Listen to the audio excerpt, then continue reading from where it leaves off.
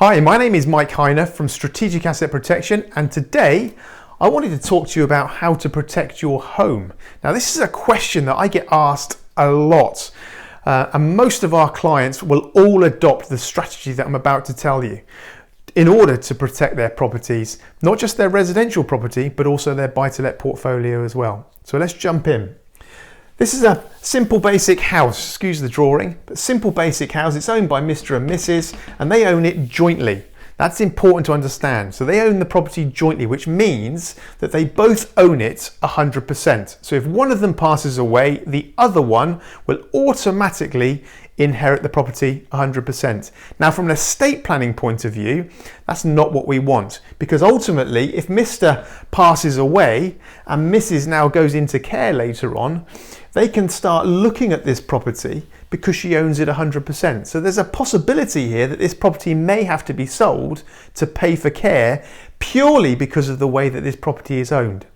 So what can we do to change this? Well, what we can do is set up a simple strategy. So we've got Mr. and Mrs. here again. We've still got the same house, but what we're going to do this time is we're going to change the ownership. We're going to change it from jointly owned now to tenants in common. What that means is that you're going to own a defined share each.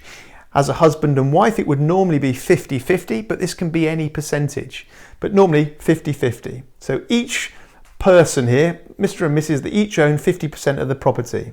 What this now means though is if Mr. passes away now, his half will be earmarked for a potential trust that we would set up.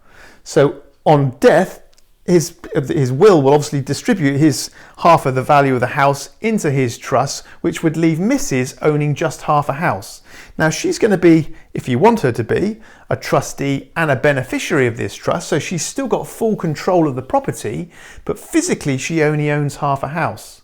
Now if later on Mrs. needs to go into care, well, they can't now come and look at the property because Mrs. only owns half a house. She doesn't own the whole 100% of the house, which means it can't really be attackable because of the fact she doesn't own it 100%. So just by adopting this simple strategy, changing the ownership from from jointly owned to tenants in common and adding in a simple trust each, we've managed to protect this property now against all these different attackable events.